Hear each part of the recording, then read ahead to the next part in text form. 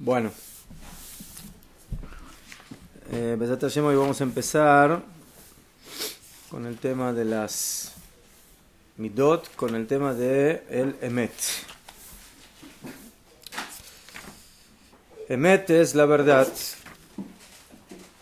Jajamim dijeron, Jotamo shel HaKadosh Baruch Hu Emet, que el sello de HaKadosh Baruch Hu es la verdad. Y por eso una de las principales Midot del Yehudí tiene que ser ir siempre con la verdad.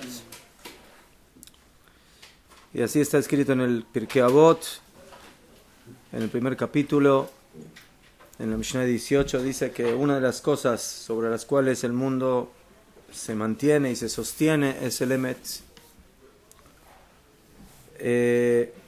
Hay muchas enseñanzas que aparecen en la Torá en lo que se refiere a la obligación de decir la verdad y de alejarse de la mentira.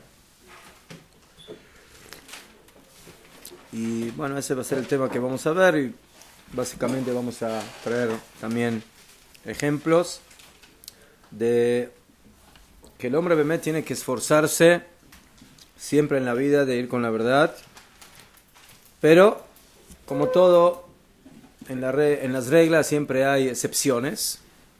Y vamos a ver que a veces uno puede desviarse un poquitito de la verdad, como van en los casos que los Jajamim nos enseñaron que eso está permitido, o a filo es una necesidad, a veces, de no ir con toda la verdad. Entonces, primeramente vamos a hablar un poquitito de la ma'alá, del nivel y de la categoría de Midat HaEmet. La posibilidad del mundo de avanzar en este mundo y en el Olam Haba, en el mundo venidero, básicamente depende de entender cómo funciona la existencia. El sejel, el raciocinio, el cerebro de la persona es el utensilio, es el medio más importante que tenemos, que tiene el hombre, y por eso cuanto más entendamos cómo funciona la Metziut, cómo funciona la existencia de manera correcta y adecuada, así vamos a poder también avanzar. El problema central en esto es de que justamente entender la existencia es algo muy complejo, muy profundo. Hay cosas que están a veces por encima de la percepción humana, del entendimiento humano, y por eso al hombre le cuesta percibir las cosas. Muchas veces nosotros vemos las cosas de una manera superficial, de una manera externa, vemos las capas exteriores de las cosas y no siempre podemos comprender y entender cómo funcionan las cosas de manera profunda y de manera interior. Y por eso, cuando una persona realmente está en esa situación, a veces le cuesta ver las cosas de verdad, porque las ve de una manera tergiversada, la ve como algo que realmente no, como diríamos, no es el color verdadero de las cosas, sino es una percepción que a veces está en error. Hay una diferencia entre lo que nosotros sabemos respecto a ciertas cosas y entre lo que es realmente. Y por eso, por cuanto que el conocimiento de la existencia para nosotros no es completo,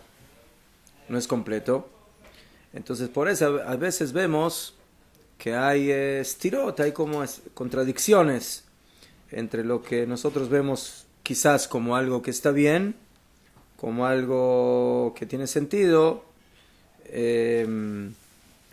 y lo que es musarí, lo que es moral y lo que es ético. ¿Qué?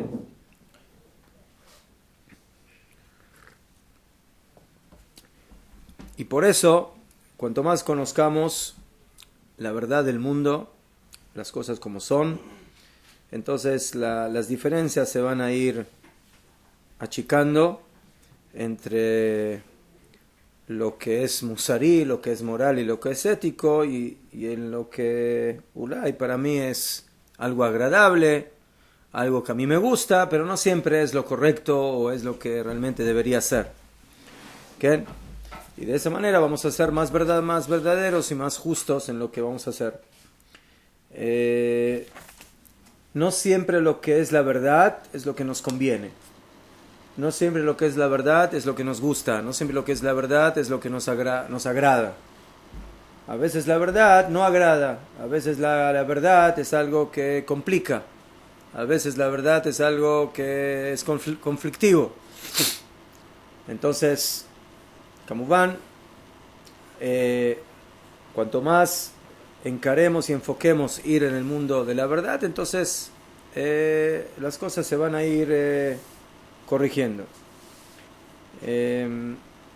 Básicamente el único que sabe cuál es la verdad absoluta, por supuesto, es Akadosh Baruj Hu. Y por eso, como les comenté antes, Jajamim dijeron en el Talmud, en el Tratado de Shabbat, Jotamo shel Akadosh Baruj Hu emet. El sello de Hashem es la verdad. ¿Sí? ¿Qué es un sello? El sello básicamente, sí, cuando nosotros tenemos una carta y tenemos una escritura y tenemos ahí una firma, tenemos un sello. El sello básicamente viene a decir de que que este documento es un documento que tiene valor, es un documento cierto, es un documento original, etcétera, etcétera. ¿Okay? Y Akadosh Baruj Hu básicamente es el que manifiesta ese sello en la existencia. ¿Okay? Y por eso la persona que se quiere apegar al emet, a la verdad de la existencia, tiene que apegarse a Akadosh Baruj Hu. Básicamente él nos enseña por medio de la Torah, por medio de las mitzvot, cuál es el emet, cuál es la verdad en el mundo. Cuanto más sea importante en nuestras vidas el ir con el emet, en todo, ¿sí? En la vida personal, familiar, en la vida del trabajo, en la vida de nuestra Avodat Hashem, de nuestra religiosidad, de nuestro cumplimiento de mitzvot, etc. ¿Okay? Entonces la persona va a estar dispuesta muchas veces a sacrificar diferentes cosas que Ulay le hubiera gustado obtener o tener, a pesar de que no son emet, pero por cuanto que él decide de que realmente lo que le importa en la vida es ir constantemente con el emet, entonces él va a estar dispuesto a sacrificar muchas veces diferentes cosas que le agradan, o satisfacciones, o regocijos, o ganancias, etcétera, que Kamubán a la persona le gustan esas cosas y le son muy agradables, pero van en contra de la verdad. Pero eso nos va a permitir a pegarnos a Kadosh Baruj Hu. ¿Okay? Y eso también, a su vez, nos va a permitir behemet entender mejor las cosas, de cómo funcionan. Y de esa manera vamos a cumplir con lo que dice el Pasuk, del cual se aprende de que la persona debe emular las midot eloquiot, las cualidades divinas, como dice el Pasuk, Ve'alachta bidrachav, y irás por sus caminos. Y uno de sus principales caminos, como vimos aquí, es el emet. Entonces, el lado opuesto del emet es el sheker, es la mentira.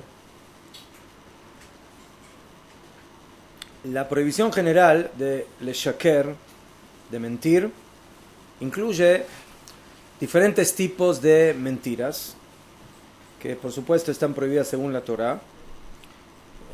Otra vez, nosotros tenemos que apegarnos a Hashem, y el camino de Hashem es el emet, ve'alachta bidrachav, ¿okay? Pero a pesar de ello, ¿sí? A pesar de que podemos decir, bueno, ¿qué hay que entender en esto? Es muy fácil. La verdad es la verdad y la mentira es la mentira. Se acabó. ¿Qué tenemos que ser? ¿Qué se puede analizar en este tema? Ulay, antes de continuar, al Rambam le preguntaron en el libro Moreh Nevuchim de que aparentemente, según la Torah se entiende, que Adán Rishon y Javá, antes de pecar, había cosas que no conocían o que no entendían. Como dice la Torah, que estaban desnudos y no tenían vergüenza. Y después se escondieron. Zotomeret, que entendieron de que la desnudez es algo vergonzoso.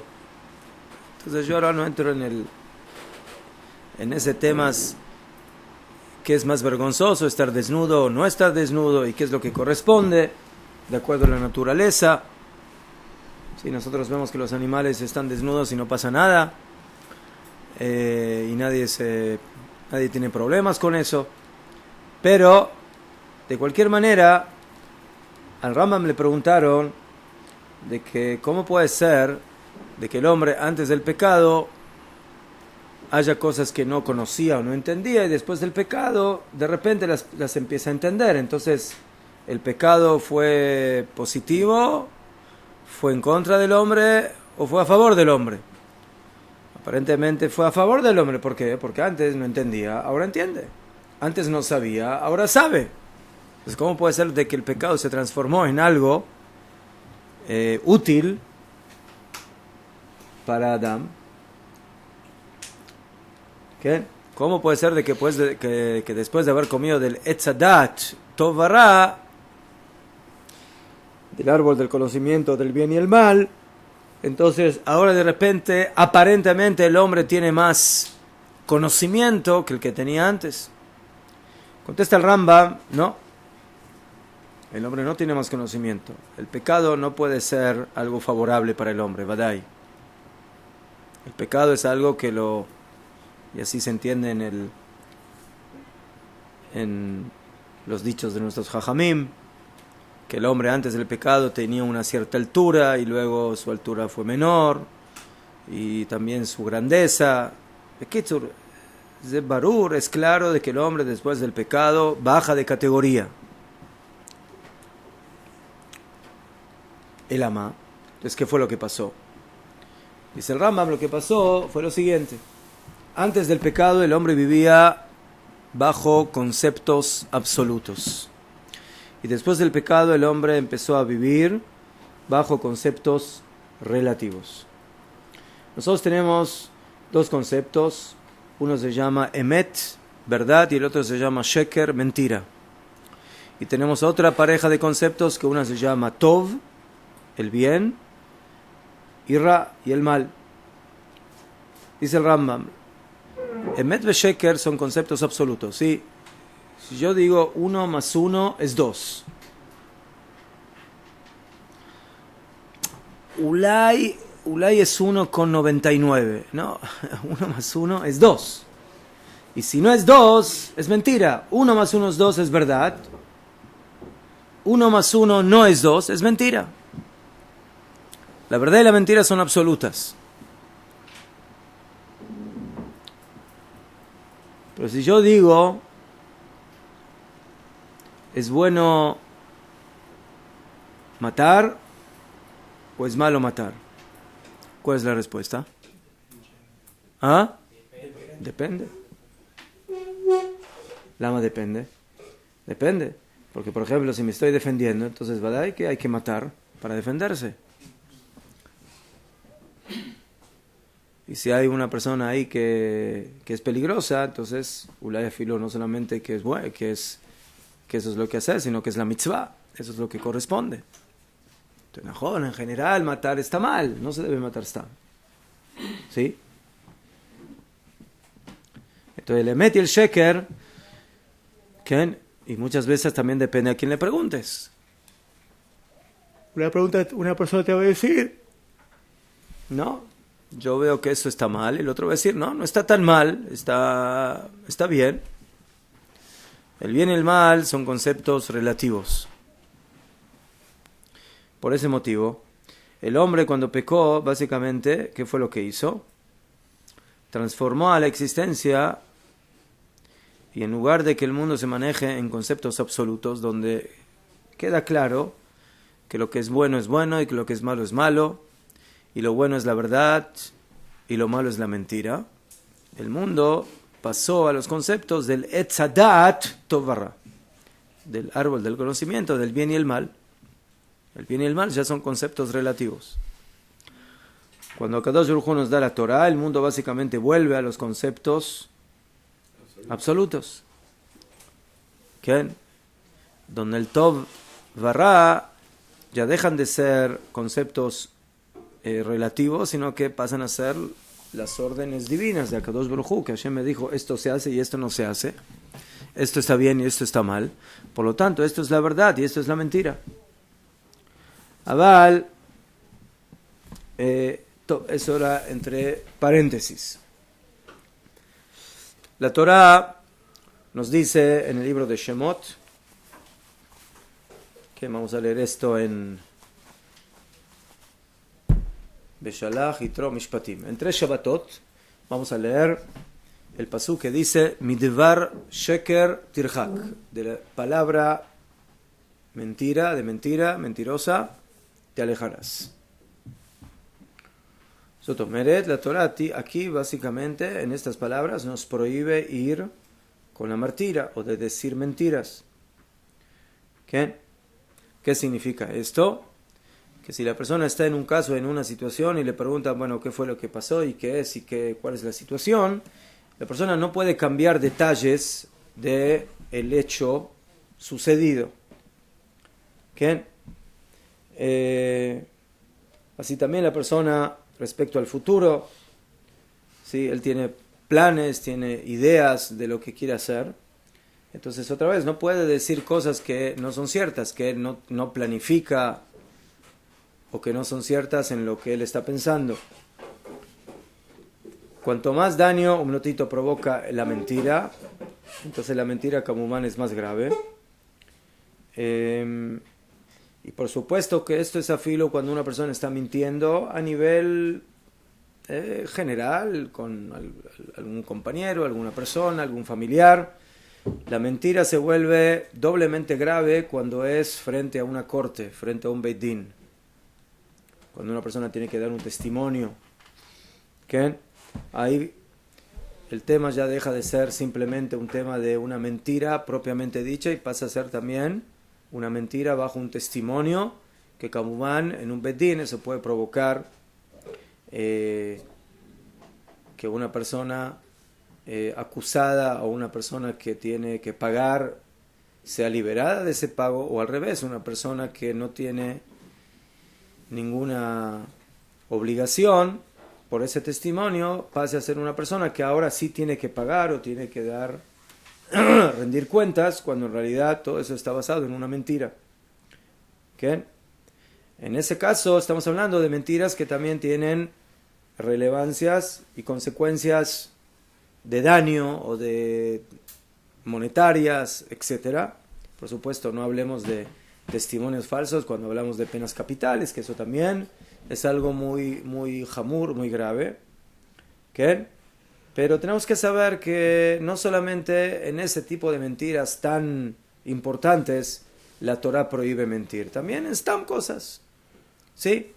Viene un amigo y me dice a mí, mañana nos tenemos que ver. Sí, mañana nos vemos a tal hora y tú ya sabes que mañana no vas a ir. Eso es mentir, eso es una mentira. Entonces, al otro no le va a pasar nada, si fuiste, si no fuiste, le va a tener un pequeño disgusto ahí, pero no va a perder dinero, no va a perder nada. ¿Qué se quedaron en encontrarse para ir a tomar un cafecito y el señor ya tenía pensado de que no viene, que lo va a dejar plantado. Eso es mentir. ¿Qué? Porque si la mentira es tan mala, Masejet Berajot dice que un jajam puede mentir solo en 3 cosas. Mejor. Porque eso es lo que dijimos, que hay toda regla tiene una excepción. A veces la mentira, ¿sí?, es una manera sutil de hacer algo que es lo que realmente corresponde. Porque si vas a decir la verdad, esa verdad puede provocar que piensen de ti una cosa o la otra cosa, pero como van, eso es solamente en esos casos excepcionales que vamos a analizar. Entonces, ese es el primer isur de la Torá, ¿sí? En el libro de Shemot, capítulo 23, pasuk 7, Midvar Sheker Tirhak. Perdón. De palabra de mentira te alejarás. Cuando apareció la mentira y la verdad, ahí apareció el concepto de relativo, ¿no? No, al revés. La verdad y la mentira son absolutos. Cada Si yo uno digo es absoluta. uno más, Cada uno en sí es absoluto. no. Pero ¿Qué cuando significa? aparecieron, vieron los dos. Hay dos posibilidades. O esto es verdad o esto es mentira. ¿Sí? Yo cuento un cuento. ¿Sucedió o no sucedió? Hay dos opciones. O que sucedió o que no sucedió. No hay otra opción. Más o menos sucedió, ¿no? ¿Qué más o menos? O sucedió o no sucedió. Si yo digo ahora es de noche. Entonces, ¿qué estoy diciendo? Estoy haciendo una mentira. No, pero Ulay está medio oscuro. Ulay es de noche. Ulay no es de noche. Ulay si estás en la shkia y puedes discutir si estás en la noche o en el día. ¿Sí? Porque es un horario dudoso. ¿Sí? Pero si yo digo, bueno, ahora tomarse un café, ¿es bueno o es malo? Depende. Si a uno la cafeína le hace mal, va a decir, no, es malo. Y si a uno la cafeína le hace bien, va a decir, es bueno. Entonces, no es absoluto. Todo. Hay un segundo isur en el tema del sheker que se llama Gnevat Da'at. O sea, robar el conocimiento, la idea. Sotomeret,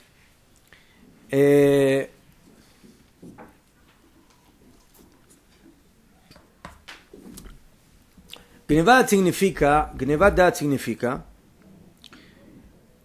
que la Torá te prohíbe a ti hacer un acto o decir algo que le provoque a tu compañero pensar que tú hiciste algo para él cuando en realidad no lo hiciste.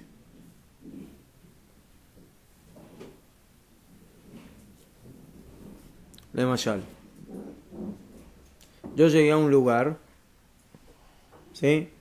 Yo fui al hospital a visitar a un enfermo.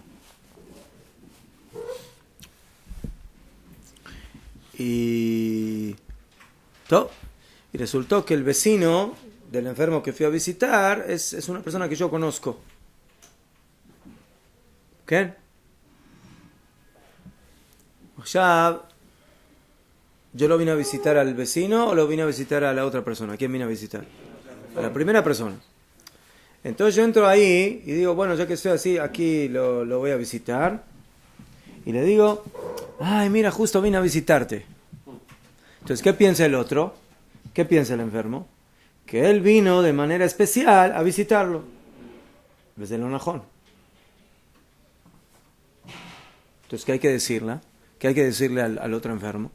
Mira, yo vine a visitar a fulano y vi que tú estabas aquí y aproveché y te vine a visitar. Pero si yo no le digo así, ahora aparentemente, sino que le digo a Filu al revés, eso es que no es verdad. ¿Por qué? Porque el enfermo piensa, me vino a visitar a mí especialmente. Pero si no dice nada. ¿Ah? Si no dice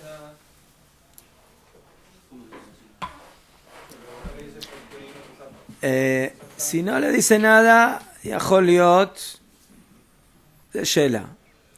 Pero si él le pregunta, toda rabá que me viniste a visitar. ¿Qué? Entonces, si él da a entender que él piensa que lo vino a visitar de manera especial, yo creo que sí, que hay que decir. Hay que decir.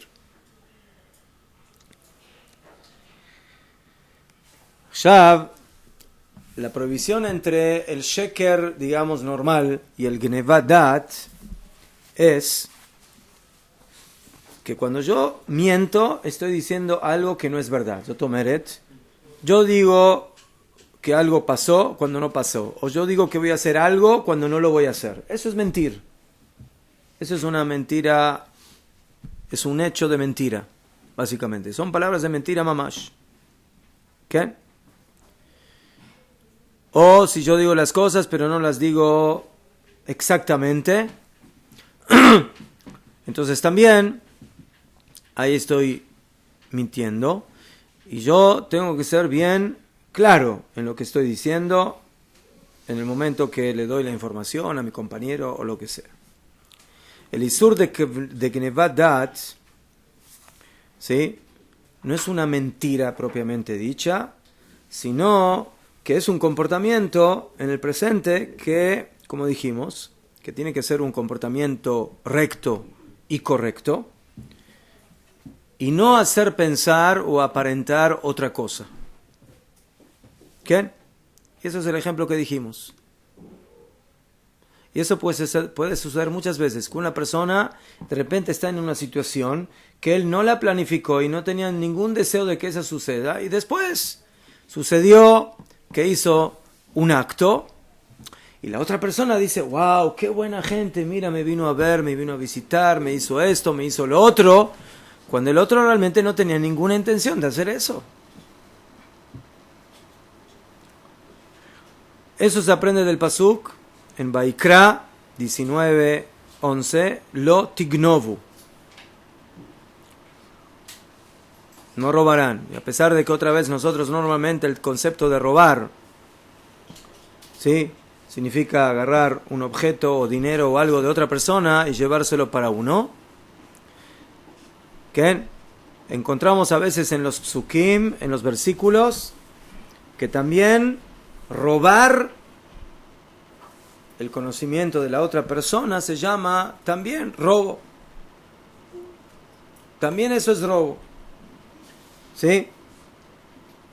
Por eso nosotros siempre decimos el nombre de los rabanim, los jajamim, que dijeron algo cuando lo Bedio, Najón, que sea Najón, que el que lo dijo, Najón, él es el autor, él es el que ideó ese concepto, o esa alajá, o esa información, Najón.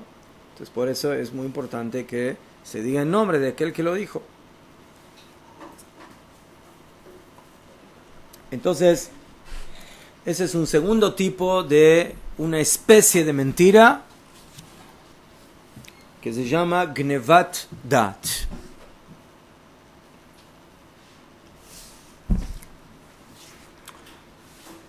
El tercer isur, que también es un tipo de engaño, es Hanupá, es adular.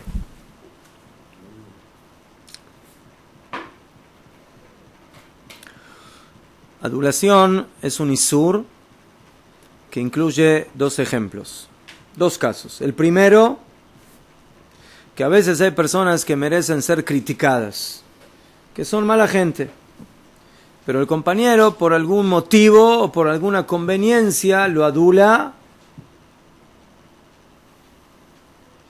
porque sabe de que puede ganar algo de eso. ¿Qué? Eso es básicamente ir en contra de la verdad, porque no solamente que no estás criticando a esa persona como lo merecería de acuerdo a su comportamiento, sino que al revés, lo estás felicitando y lo estás adulando. El segundo tipo es que una persona se comporta con su compañero que ilu, haciéndole entender que él lo quiere y lo ama y que lo aprecia, pero cuando interiormente en su corazón las cosas no son así bijlal. ¿Sí? Ulay no lo odia, pero tampoco lo ama, no es como se dice, aquí en Israel dicen, no es mi taza de té, ¿no? O sea, no. Entonces, ¿por qué él demuestra aparentemente que tiene afecto por él? ¿Por qué? Otra vez, por conveniencia, porque Ulay, no sé, porque Ulay es un empleado de él, o porque es su amigo y le conviene, o su compañero, entonces le conviene que él piense que lo quiere y lo ama, y puede a veces ganar algo de esa persona. Y eso está basado en lo que dice la Torá en Bamidbar, Belotan Hanifu, no adularán a la tierra. Entonces, ese es el tercer isur, que esto también es un tipo de mentira. ¿Por qué? Porque yo estoy diciendo cosas de las que realmente no creo, o estoy hablando cosas, o estoy alabando a una persona, o demostrando a una persona algo que en realidad no es la verdad. El tercer isur que tiene que ver con la mentira es lo que tiene que ver con el comercio. Masao Matán. Todo lo que una persona hace en el comercio, en los negocios, tiene que ser derecho. Como van para aquellos como yo, por ejemplo, o otros que no somos comerciantes, ser derecho en el comercio es muy fácil.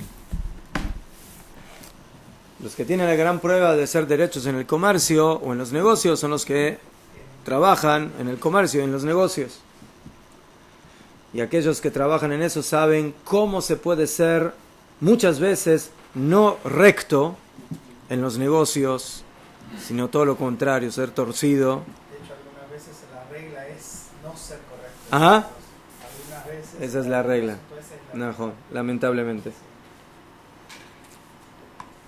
Y cuando hablamos de ese tipo de cosas, también las palabras dichas deben ser yesharot, deben ser rectas. Y por eso yo no le puedo decir a mi compañero que le voy a comprar una cierta mercadería, ¿qué? O que le voy a vender una mercadería cuando yo ya interiormente tengo claro que nunca voy a hacer algo así. Ni se la voy a vender y tampoco se la voy a comprar. No importa cuál sea el motivo. El momento que yo le estoy prometiendo a él, sí, yo te voy a vender o te voy a comprar, sí, otmeat, cuando me entre este dinerito, cuando me entre, ¿no? Y bueno, y él sabe que es pura mentira eso y nunca lo va a hacer. ¿Qué? Ya, a veces puede suceder que Bemet cuando se lo dije, sí tenía la intención, pero después cambiaron las cosas. Yo qué sé, yo pensé, yo contaba con un cierto dinero que me iba a entrar para comprarle la mercadería, pero ese dinero nunca entró. O entró menos de lo que yo pensé que iba a entrar. ¿Qué? Entonces, ¿qué hago en un caso así?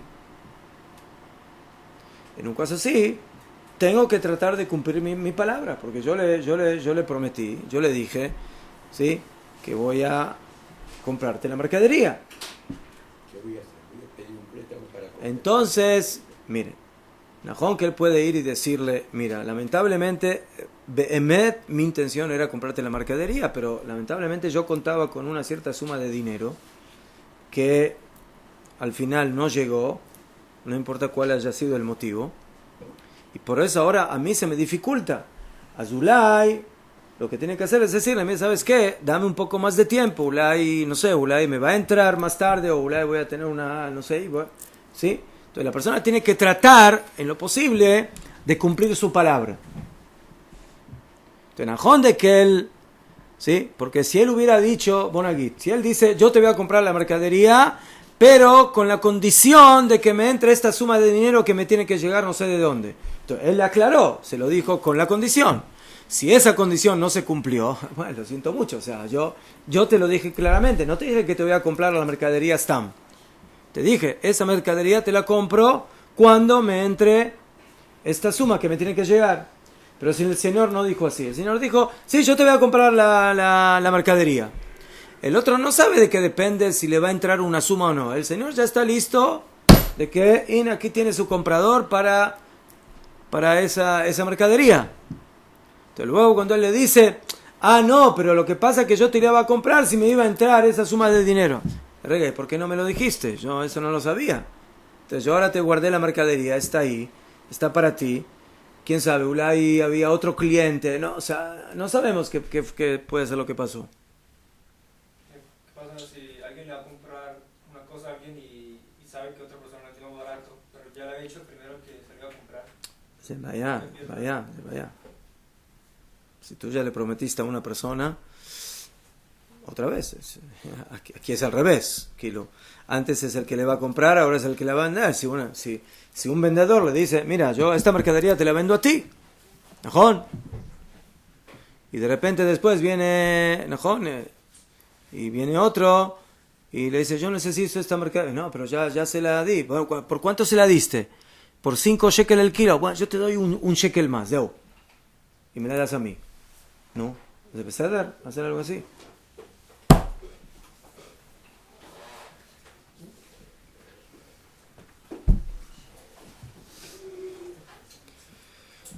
Entonces, esta alajá, esta ley está basada en el pasuk, en Vaikra también, Yutet, Moznei tzedek, avnei tzedek, efat tzedek, vein tzedek yelachem.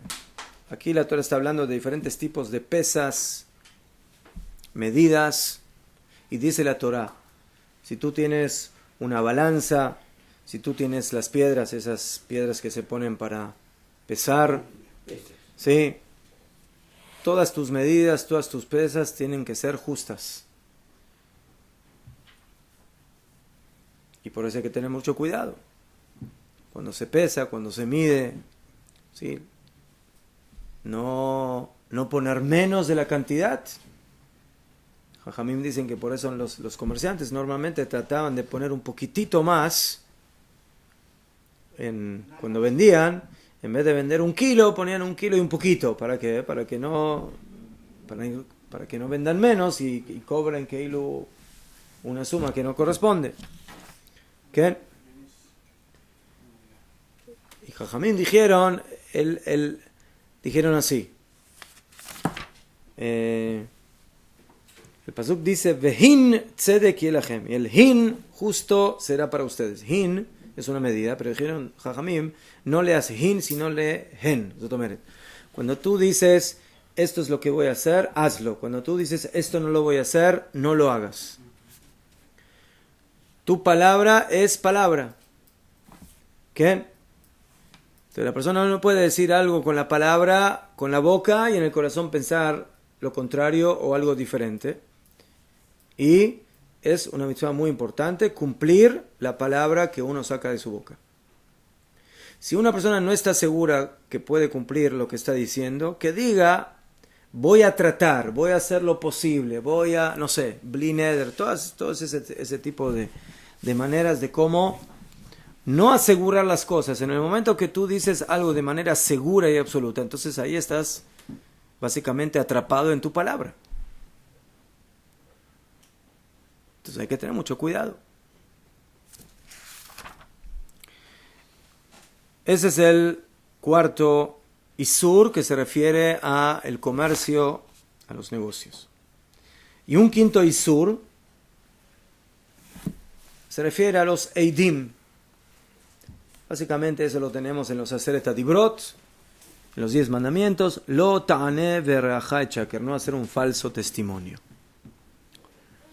Como van, los testimonios son de alguna manera la plataforma en la cual se basan los jueces para poder juzgar. Un juez, si no tiene un testimonio, normalmente prácticamente no tiene por dónde empezar a juzgar y emitir su veredicto. Entonces, por eso necesita de eidim, de testigos. Y por eso el testigo tiene que ser muy claro y muy absoluto en lo que está diciendo. Y en el momento que el testigo cambia o miente, Hasbe Jalila, entonces, Kamubán, que está haciendo un isur muy grave.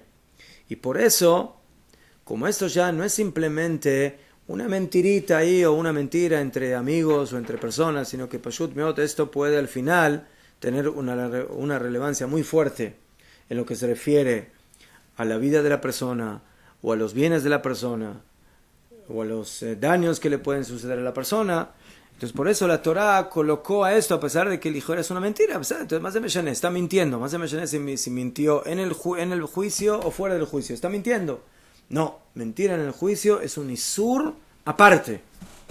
No es como mentir stam en otro lado, y por eso la mentira del juicio es enumerada en la Torah como un isur independiente, y hasta tal punto la Torah le dio importancia que Afilu lo colocó en los Aseret Adibrot, en los 10 mandamientos, para que entendamos hasta qué punto esto es tan importante. Entonces básicamente esos que vamos a resumir.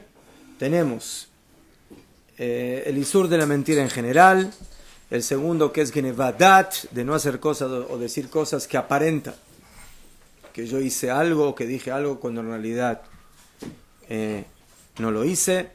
El tercero es la prohibición de adular, El cuarto es la mentira en los, o el engaño básicamente en los negocios. Y el último es el de la mentira en el testimonio. Ahora, hay dos tipos de mentira principales. Hay un tipo de sheker que le provocan daño al compañero. De Mashal, una persona pidió un préstamo y luego niega que le prestaron dinero. ¿Qué? O una persona que va a hacer un testimonio en contra de su compañero y miente para ayudar al otro lado. Entonces, en estos casos, Kamuvan, la mentira se conecta también con un daño monetario. ¿Qué? Vienen a una persona y le piden un consejo, comprar esta casa o no comprar, hacer este negocio o no hacer, comprar esta mercadería o no comprar, comprar este carro o no comprar. ¿Qué? Y la otra persona no dice la verdad. Él sabe que esa casa tiene muchos problemas, tiene problemas de humedad, tiene problemas de vecinos, ¿sabe? No, excelente, una casa buenísima. ¿Qué? O cuando uno mismo quiere vender, ¿no? Uno mismo quiere vender una mercadería y Kamuban embellece a esa mercadería cuando él sabe de que esa mercadería, otros motivos por los cuales la quiere vender es para deshacerse de ella.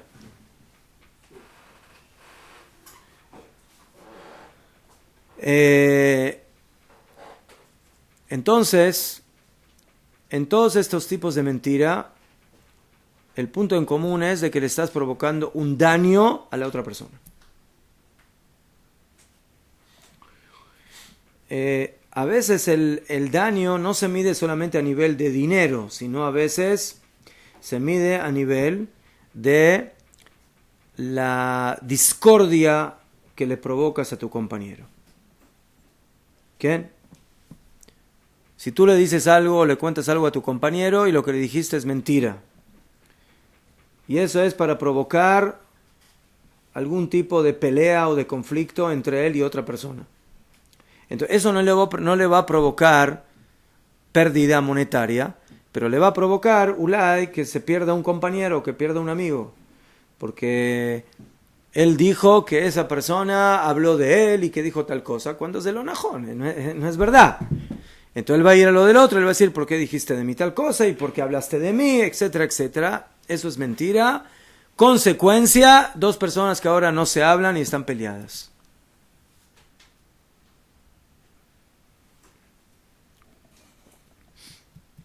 ¿Qué?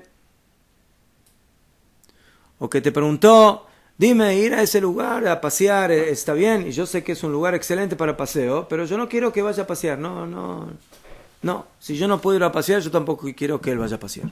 Entonces le digo, no, ese lugar, no vayas ahí, es un lugar feo, malo ahí, no sé, hace mucho calor, hace mucho frío. ¿Qué? Entonces, todo ese tipo de mentiras, otra vez, le provoca una sensación desagradable al compañero. ¿Qué?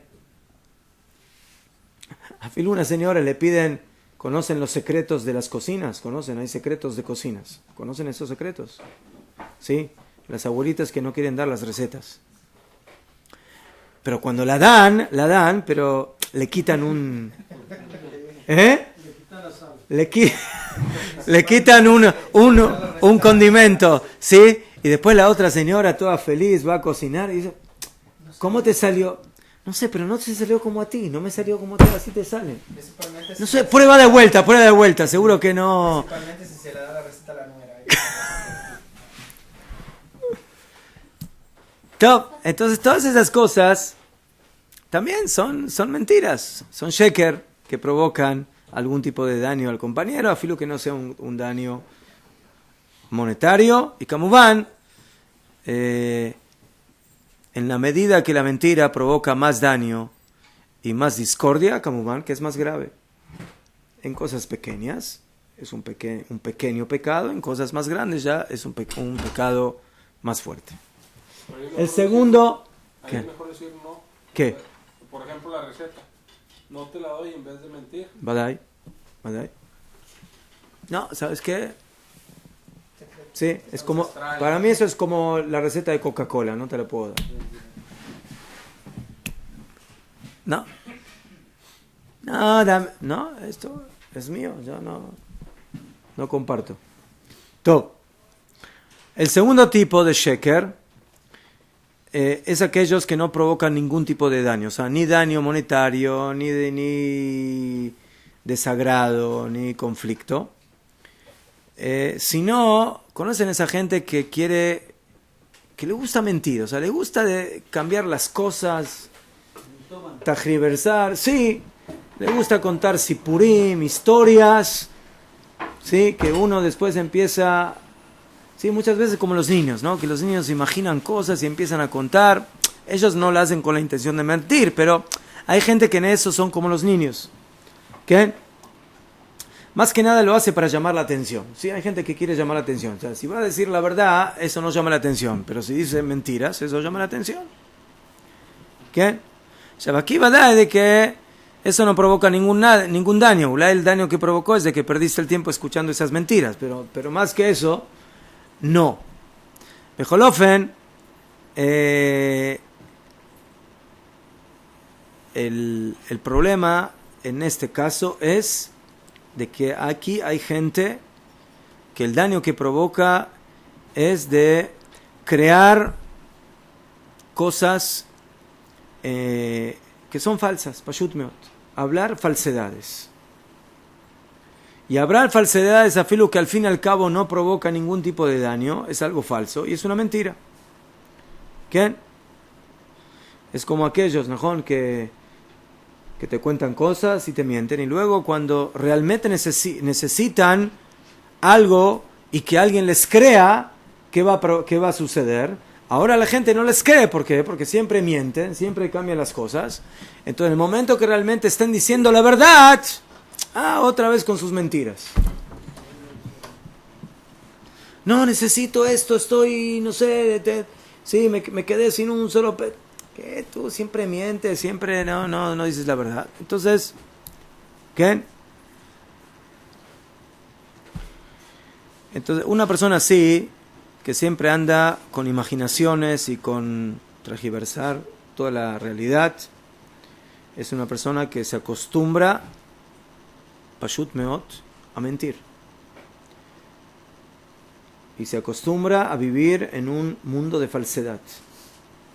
Y hay gente que es así. Y que llega un momento que ya ni se da cuenta que está mintiendo. ¿Por qué? Porque ese es parte de su plataforma, de su naturaleza. Siempre transgiversar las cosas, siempre decir las cosas. ¿Sí? ¿Qué? ¿Mejor?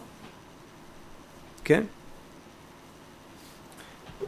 Entonces se manían, porque uno podría decir, bueno, la mentira que la Torah prohibió es una mentira que provoca daño, que provoca disgusto, que provoca discordia. No. Es una persona que imagina cosas y dice cosas. Pero hay... Digamos, si sigue siendo mentiroso... Está bien, pero a mí eso no me va a provocar ningún daño. O sea, lo único, Ulay, otra vez como dije, ¿sí? ¿Para qué perdí el tiempo escuchando las historias de este señor? ¿Sí? Que lo único que hace es mentir.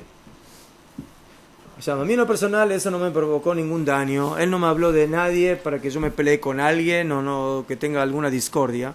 Pashut meot. El señor me dijo, mira, yo viajé, tuve un paseo, fui de vacaciones, estuve aquí, vi el volcán que sé, y vi ahí una ballena que se estaba comiendo un delfín, y vi, yo qué sé, o sea... Sí, y empieza el señor a decir cosas. Entonces, otra vez, esto va en contra de la midá del emet de Akadosh Baruj Hu. Estos dos tipos de sheker, como dijimos, están prohibidos,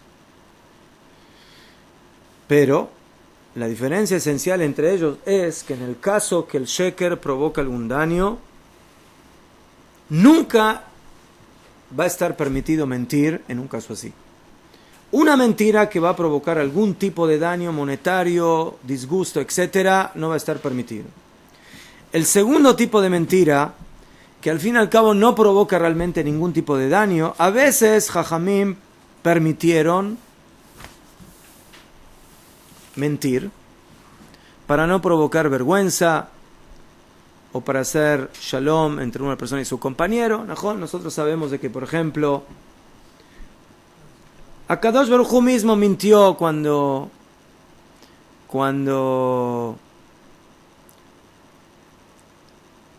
le fue a informar a los malajim, le fueron a informar a Sara que iba a quedar embarazada de Yitzhak. ¿Y qué dijo Sara? Ay, con este viejito me voy a quedar embarazada, mapito. No, mi viejito ya no puede. ¿Quién? Y se rió, Najón, y se rió. Y después Hashem fue a hablar con Sara, ¿y qué le dijo? ¿Quién?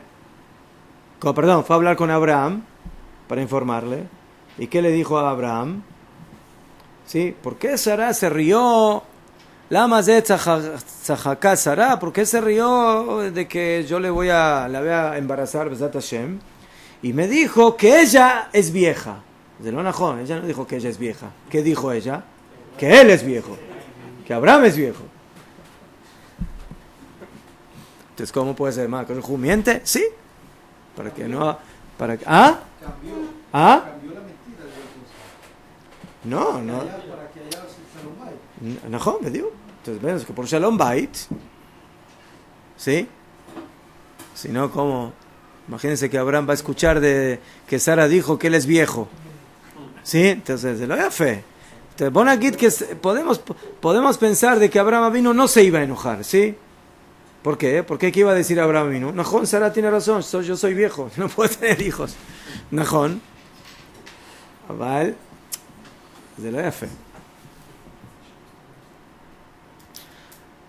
Hazal dicen de que habrá Aarón o Ev Shalom, Rodef Shalom, que buscaba la paz y perseguía la paz. ¿Y qué hacía? Cuando había dos personas que se peleaban, iba uno y decía, mira, tu compañero está arrepentido de lo que dijo, de lo que te hizo, quiere hacer Shalom.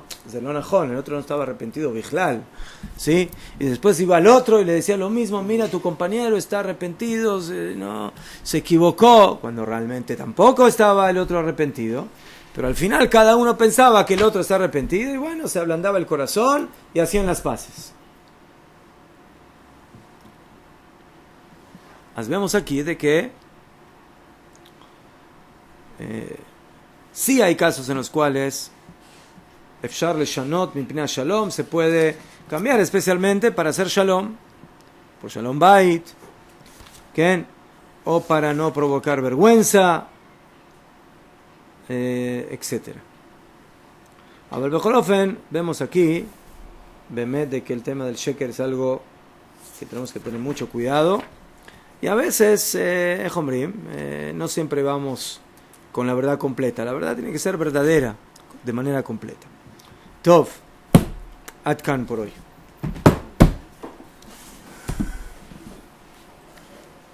Tov.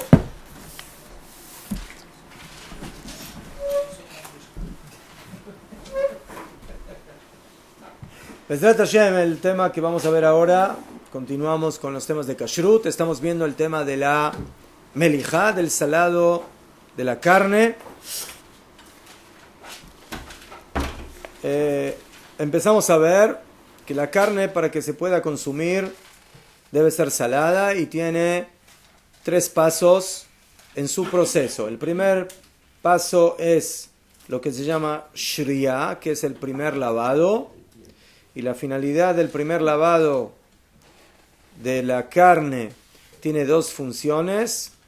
La primera es limpiar toda la sangre externa que hay por encima de la carne. Y el segundo es ablandar la carne para permitir la apertura de los poros y que pueda la sal penetrar y sacar la sangre que hay en su interior.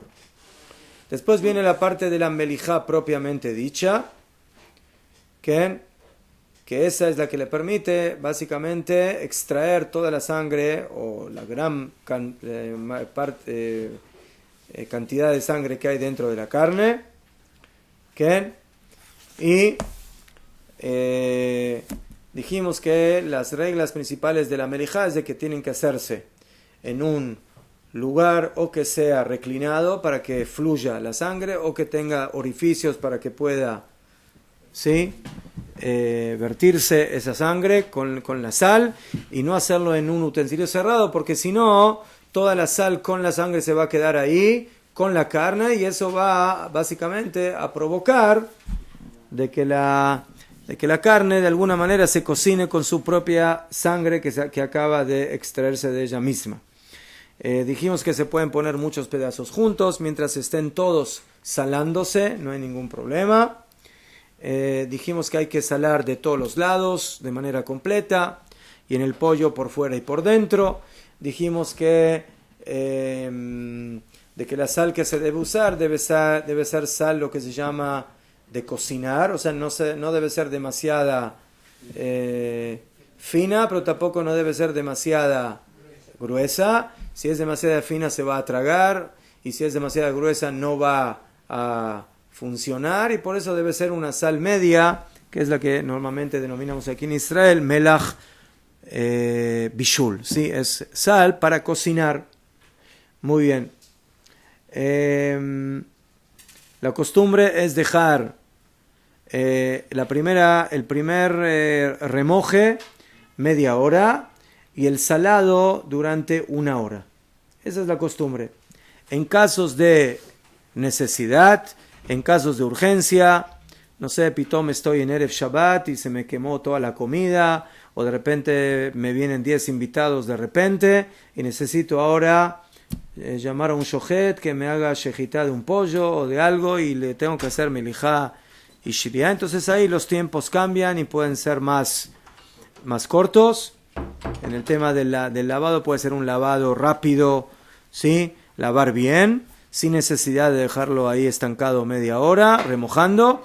Y en el salado, dijeron Jajamín que se lo puede dejar unos minutos, 18 minutos, no hace falta dejarlo 1 hora. Pero eso solamente en el caso de extrema necesidad, sino en general, media hora de remoje y 1 hora de salado. ¿Okay? Y con eso es suficiente. Después de que salamos la carne, ¿qué tenemos que hacer ahora? Enjuagar. Tenemos que ahora limpiar, porque ahí tenemos sal, tenemos sangre que salió. Entonces, primero sacamos toda la sangre, toda la sal, ¿sí? O la lavamos con una manguera o con una canilla bien fuerte, le sacamos todo lo que tiene encima, y posteriormente, ¿sí?, este lavado se llama hadajá, ¿sí? Entonces tenemos shriya, melijá y hadajá. O Jajamín también llamaron, al primer lavado lo llamaron hadajá kamaita, o sea, el primer lavado, y el lavado posterior se llama hadajá batraita, ¿sí? O sea, el lavado posterior. Aval, jorofen, muy bien. Después, Jajamín dijeron que el lavado debe ser 3 veces, o sea, lo debo remojar 3 veces. Una lavada, otra lavada y otra lavada. ¿Qué? Este lavado se puede hacer también en un cli lleno de agua, y hay que cambiar, ¿sí? O cambiar cada vez, o tener 3 utensilios diferentes. Entonces primero lo pongo en uno, luego pongo en el otro y en el otro. Si tengo uno solo, lo limpié en uno, tiro ese agua, pongo agua limpia, otra vez lo limpio, tiro ese agua, pongo otra vez nuevamente agua limpia, y ese es el tercer lavado, y con eso se hace la hadajá. Otra vez, en casos de necesidad, en lugar de hacer eso, podemos agarrar una fuente de agua con fuerza, como por ejemplo una manguera o una canilla, la ponemos bien debajo de la corriente del agua, ¿sí? Y en lugar de remojarlo en 3 kelim diferentes, lo remojo 3 veces con esa manguera o con esa así. Abro Lo lavo, cierro, abro nuevamente, lo cierro y así. 3 veces, de esa manera se cumple la mitzvah. Si se cocinó la carne luego de haberlo lavado una sola vez, entonces es kasher. La carne es kasher porque al final se hizo el lavado. Majón de que lejatjila tenemos que hacer un muy buen lavado para que no quede nada de sal, ni de sangre, ni de nada. Pero al fin y al cabo, si lo hice bien con una sola lavada, también sirvió. Tov. ¿Qué pasa después de eso? Ya está limpio, ya no tiene sangre, ya fe. ¿Hay algo más que hacer? ¿O ahora ya lo meto en la olla y ya lo puedo cocinar? ¿Qué hay que hacer? ¿Hay algo más o no? ¿Revisarla? ¿Ah? ¿Revisar otra vez la carne? No, ya está limpia, ya está. Cool. No pasa nada. ¿Ah? A la vez. ¿Ah? Y luego, No, yo hablo no a nivel de cocina, a nivel de kashrut. Si hace falta algo más para kasherear esa carne. Tov. Entonces, vamos a estudiar de que, según la mayoría de los poskim, de los rishonim, cuando se hizo melijá, en las condiciones que acabamos de estudiar, en sus 3 pasos, la carne ya es kasher para poder hacer con ella lo que yo quiera. Ya la puedo cocinar, ya la puedo hacer lo que quiera. ¿Qué? Ahora, ¿cuál es la shela? La shela es de que a veces uno, después de la melijá y después de lavar la carne, cocina y ve de que sale un liquidito así medio coloradito. ¿Sí? ¿Sí? Si uno cocina esa carne y lo va a poner en agua normal, va a ver de que de repente la carne va a tener ahí una especie de sopa, ¿sí? Que parece sopa media rosadita o coloradita. Entonces dije, ahora, rega, pero ya hicimos melijá. Teóricamente con la melijá ya tuvo que haber salido toda la sangre. ¿Qué? Entonces, ¿qué? Es lo que comúnmente llamamos hacer la sudar, ¿no? Para que salga ese líquido rojito, se le hace sudar. Najón. Pero aquí nosotros, según la halajá, ya podemos comer eso. ¿Sí? Si yo ahora quiero comer esa carne y comer esa salsa o ese líquido, ¿najón? Que se cocinó, a pesar de que aparentemente lo que yo veo ahí es de color de sangre, según la mayoría de los rishonim, si yo cumplí con las pautas que acabamos de estudiar antes, eso está 100% permitido. Afilu que se ve de color sanguíneo. ¿Qué? Akshav, abalama. Si de todo lo que hicimos fue para quitarle la sangre, entonces si todavía no le quité toda la sangre, entonces ¿por qué está permitido? Respuesta, dicen los poskim, en el momento que tú cumpliste con los reglamentos que dijeron Jajamim, del primer lavado, de la melija, del segundo lavado, hiciste todo como corresponde, lo que viene después ya no se considera sangre. Se considera un cierto líquido que está en la carne, pero alágicamente eso, Jajamim, no lo denominan y no lo consideran dam. Lo llaman de otra manera, lo llaman mohal, que es una especie de líquido que hay dentro de la carne. Y por eso la carne está permitida y no hay ningún problema. ¿Qué? Y hay quienes explicaron, ¿sí? Entonces que lo que sucede es lo siguiente. Lo que la sal sacó es sangre. Lo que tiene que sacar la sangre, la sal es sangre. Por naturaleza, la carne sigue teniendo un cierto líquido, pero que según estos jajamim, eso no se denomina sangre. Y por eso está permitido. Si era sangre, hubiera salido con la sal. Y si no salió, es porque no es sangre. Esa es una opinión. Hay quienes opinan, no. ¿Qué líquido? ¿Hay otro líquido dentro de la carne que no sea sangre? Zedam, eso es sangre. ¿Sí? Pero, como esa carne ya se saló, la halajá dice que sangre salada no está prohibida minatora. Kodem kol. Sotomeret. Si la sangre que salió por medio de la sal, bueno, aquí que alguien se comió esa sangre, digamos. ¿Sí? La sangre, ¿sí?, es extraída por la sal.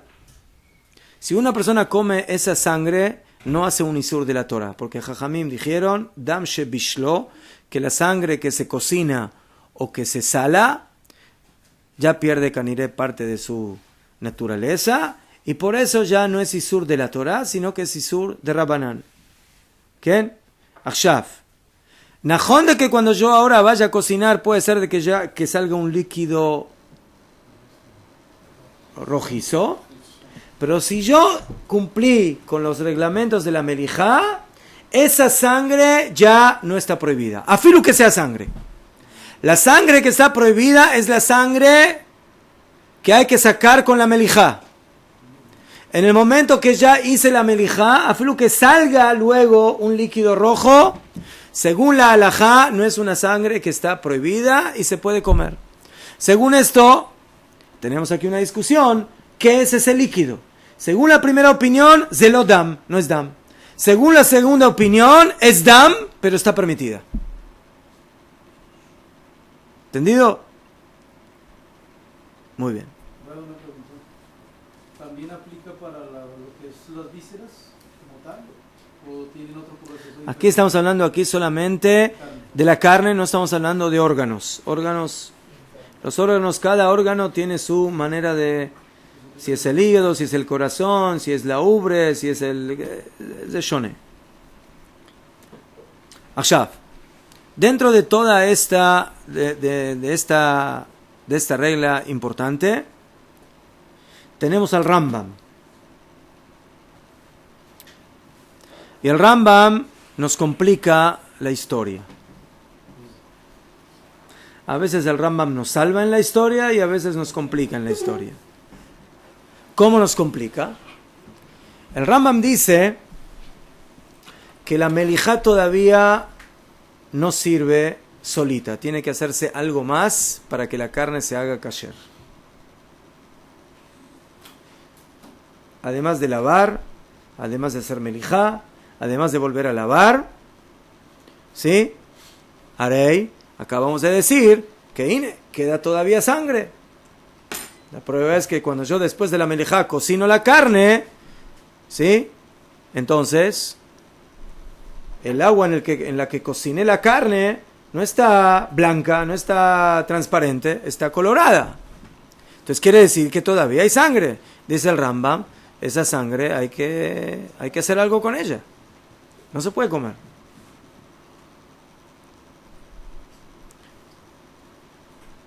Entonces, por eso, según la opinión del Rambam, y así acostumbran los Teimanim, así que el que quiere ser rambamist, que piense bien 2 veces antes de comprar carne, porque posiblemente no pueda comer en ningún lugar, en ninguna casa del mundo que no sean Teimanim.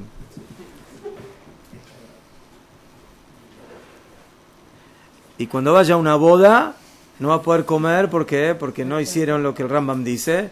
Y cuando vaya a una bar mitzvah tampoco. Y cuando vaya a un sheva brajot tampoco. Y Bekitzo entonces va a tener que llevarse su paquetito y comer. ¿Qué dice el Rambam? El Rambam dice que después de hacer melijá, hay que meter la carne en agua bien caliente, hirviendo. ¿Para qué? Para que el agua caliente cierre los poros de la carne. Y después, cuando agarre esa carne y la cocine, ahí ya está permitido. ¿Cuánto tiempo? ¿Ah? ¿Cuánto tiempo le metes? Inmediato. Solo sacar y meter. Una... Cambias de color la carne cuando... ¿Ah? Baño María, Bedio. Eso, de blanco. Queda blanco. Bekitsur, el contraste de la carne, cuando se la mete de una vez en agua bien hirviendo, provoca que los poros se contraigan.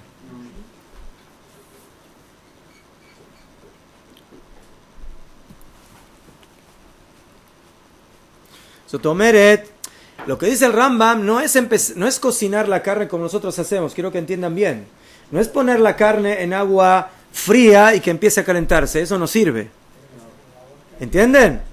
O sea, según el Rambam, hay que calentar el agua, que esté bien hirviendo, y cuando ya está, ¿sí? Como cuando se hace agalá, de un keli que está taref, entonces, lo mismo dice el Rambam, hay que hacer con la carne, ¿sí? Hay que hacerle agalá a la carne.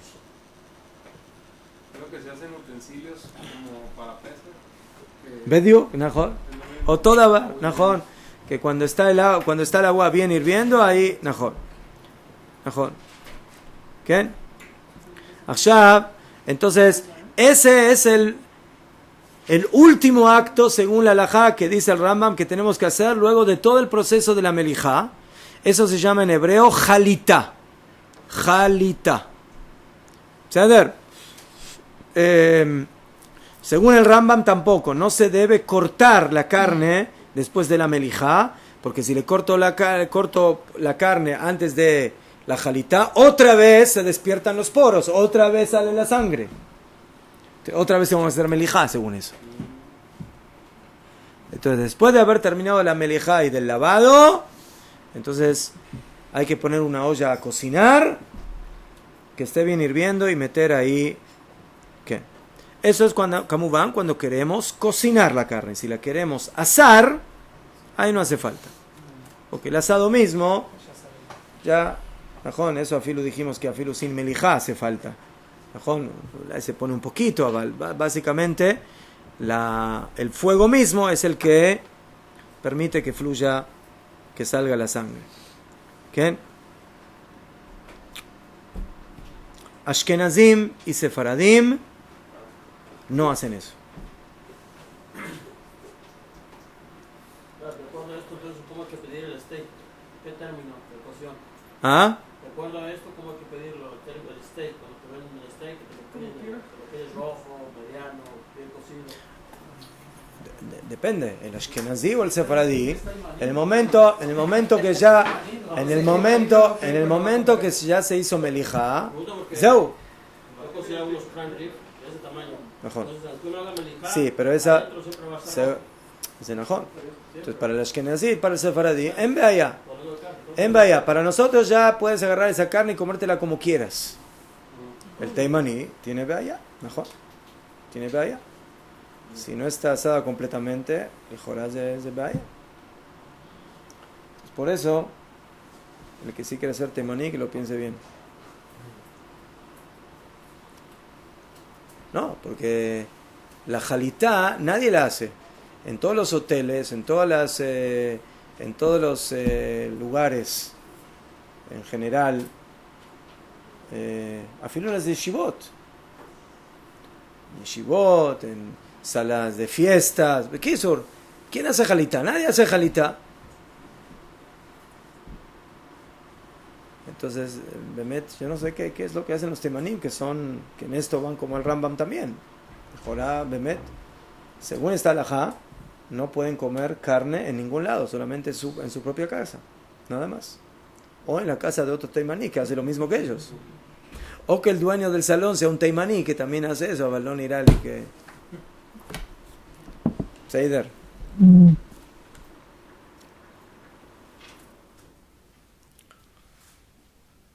¿Qué?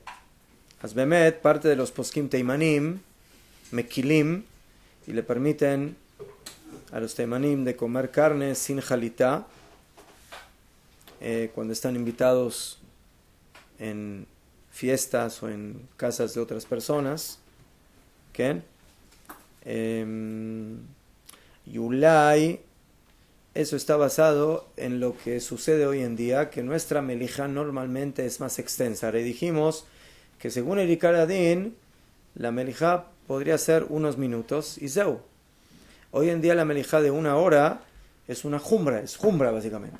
Entonces, hay quienes opinan que Yaholiot, que también el Rambam esté de acuerdo que si se hizo una melijá extensa, entonces eso puede ocupar el lugar de la jalita.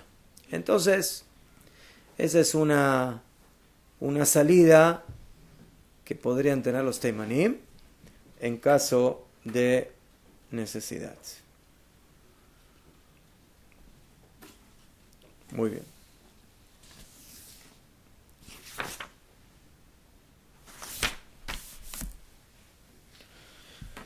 Bueno, a los que les gusta es comer corazón, que son de buen corazón,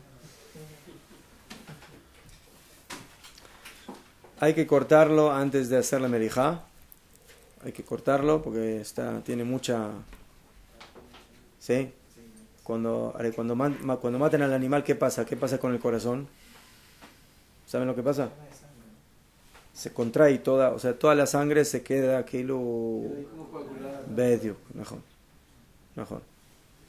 Sí, por el corte, o sea, aquí el cuerpo, sí, es como una especie de crisis, así que recibe el cuerpo, sí. Entonces toda la sangre que hay dentro hay que, sí, no se va a poder sacar solo con melijá y por eso se necesita cortar. ¿Qué? El Ramá dice que hay lugares donde acostumbraron a no cocinar el corazón, sino solamente asarlo. ¿Sí? Pero hay poskim que no aceptaron esta idea.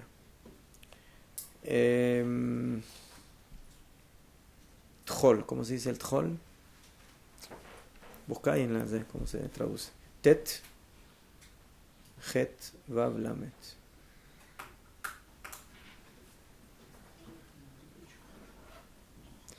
Mientras tanto, las ubres. El vaso. ¿Vaso se dice? ¿Saben lo que es el vaso? No el vaso. Bazo, no. Con Z.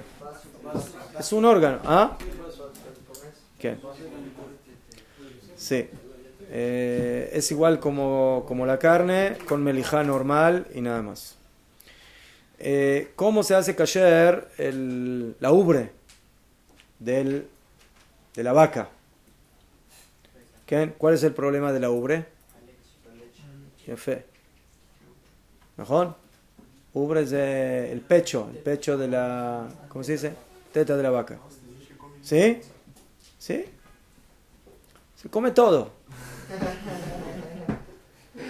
Casi todo. El problema de la ubre es de que puede llegar a tener o tiene leche en su interior. Entonces yo quiero ahora cocinar la ubre, que es carne, pero tiene adentro leche. Entonces en la ubre tengo 2 problemas. Tengo el problema de la sangre y tengo el problema de la leche. Azlajen, en el lado del dam, es igual como cualquier otro órgano, se sala y se acabó el problema. Pero por el lado de la leche, que se acumula en la ubre, tiene alajot especiales. Entonces, Koden Kol, cuando yo hago melijá de la ubre, nosotros dijimos que se puede hacer melijá o asar diferentes tipos de carne juntos, ¿no? ¿Sí? Diferentes partes de la carne, aunque sea carne y pollo, se puede, beyajat, mientras todos estén en el proceso del salado, está permitido. Pero la ubre hay que hacerla de aparte. No se la puede salar junto con otras carnes. ¿Qué? ¿Por qué? Porque ahí va a salir leche. Ahí puede ser que salga leche. Y cuando salga leche va a penetrar en otro pedazo. ¿Qué? O con la condición de que el pecho esté abajo y la otra carne esté encima. Entonces ahí como eso fluye hacia abajo, entonces no habría problema. La halajá dice que hay que agarrar la ubre y partirla, cortarla, pero no cortarla stam, sino cortarla lo que se llama shtiva erev, o sea, caja, ¿sí? ¿Ah? Bediuk, mejor. De esa manera, y permitirle a todo el líquido, toda la leche que hay ahí adentro, que fluya hacia afuera. Después, según la costumbre ashkenazí, solamente se asa el pecho, no se cocina. Según los faradim, también se puede cocinar, pero no junto con otra carne, sino solita, por separado. ¿Qué? Para cocinar o para asar los atinim son los pechos, las ubres, se puede utilizar kelim de carne normales, ¿sí? Y después se los puede utilizar esos kelim con carne normal. El tema es no cocinarlos beyajat, no en el mismo momento que estás cocinando eso, no lo cocines junto con otra carne. Otra cosa que necesita un hechsher especial es el kavet, el hígado. El hígado, según la halajá, no le sirve melijá. No sirve salarlo. ¿Quién? Mientras que en el corazón y en el pecho dijimos que según el Ramá hay quienes acostumbran a no cocinar, pero es mahloket y el Shulchan Aruch sí lo permite cuando se le hizo el hechsher correspondiente. El kavet es algo aceptado, es el único órgano dentro del cuerpo del animal que no le sirve melijá solamente, sino que hay que asarlo, ¿sí? Y eso, ¿cómo se hace? Lo vamos a ver. O sea que se hacen las dos cosas. Siempre se sala también. ¿Ma? Siempre se sala. Vamos a ver que se necesita salar un poquitito, pero el acto principal del hígado es asarlo. O sea, si tú salaste al hígado, solo no lo puedes comer. Tienes que asarlo.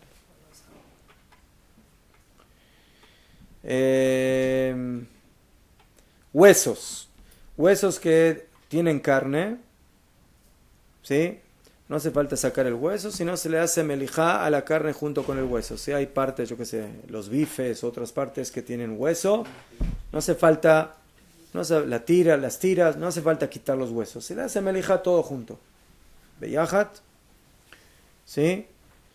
Si se separaron huesos de la carne, entonces se les hace melijá por separado, pero según los ashkenazim no se les hace melijá junto con la carne, porque a jolio de kulay no necesitan salado, y si se les sala entonces puede ser que llegue la sangre de la carne a los huesos. Jolofen, así es la halajá en esto. ¿Quién? ¿Puedes comer los chirigordos? Sí. Sí. Eso se llama meaj. ¿Cómo se llama lo que hay dentro de los huesos? La médula. ¿Qué? Sí. Se puede. Lo único que no se puede comer de la vaca es el nervio asiático, el resto se puede. Najón. Top, está el cebo. El cebo tampoco no se puede comer. El jelef. Sí.